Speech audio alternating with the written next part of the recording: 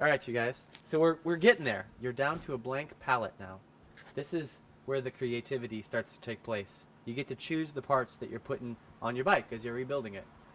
So you're down to a frame, you're down to a single speed crankset, you have a saddle that's not quite as junked out as the saddle you had before. You don't have any rear derailleurs, you don't have any front derailleurs, you don't have any brakes on your bike yet. So you're basically down there. We could be taking off, you can take off the kickstand, but who wants to take a kickstand off a bike? Because that's just cool. You can take off your water bottle holder, you can change your pedals, whatever. But now we're at the point where it's like the reincarnation. So you get to choose what you want to have on your bike as you're rebuilding it. Let me show you what I selected for this bike. All right, so we have, this is kind of a rundown, folks, so you guys can figure out the sort of stuff that you're going to be buying as you're rebuilding your bike. We have one set of single speed bike wheels. We have one pair of tires. We have 2 tubes. We have a single speed chain, and this is important that you don't reuse the chain that you had on your bike, but you buy a 1/8 inch single speed chain.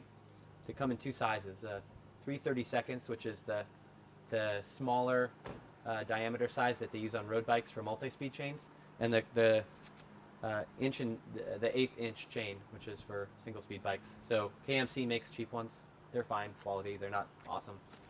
And 2 rim strips, also very important.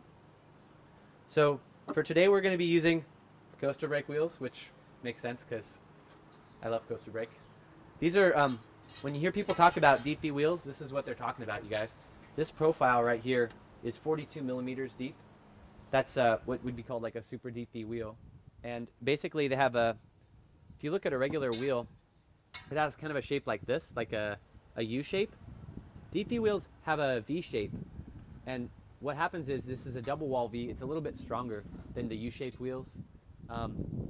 They're better for like if you're gonna be doing tricks and stuff like that. They're a little bit stronger, and you're also paying for the looks, to be real, but they look dang nice. And what's nice about these ones too, these are coaster brake wheels, which is what we typically try to push at Coasties. So it's internal hub. That means you're not gonna have so much like grime buildup. This is what 75% of people in the Netherlands use for commuting because they're reliable. And they have that internal drum brake like you did when you were a little kid. So you'd be pedaling forward, and then you'd just coast for a while. And when you wanted to stop, you'd step backwards on the pedal and you'd do your skid or whatever you did as a kid. I did the skids. So anyway, this is the collection of stuff that you need. And the other thing that's not in this pile because we already put it on the bike is the single speed chainring bolts. So make sure that you picked up a set of those too, and you converted your front crankset to single speed. So that's the stuff that you guys got. You could also be thinking about getting a different saddle, or you could be doing a different handlebar style. Another thing you can do with these handlebars is you can flip them, you can chop them, and you can make what they call bullhorn handlebars. The good old flip and chop also works.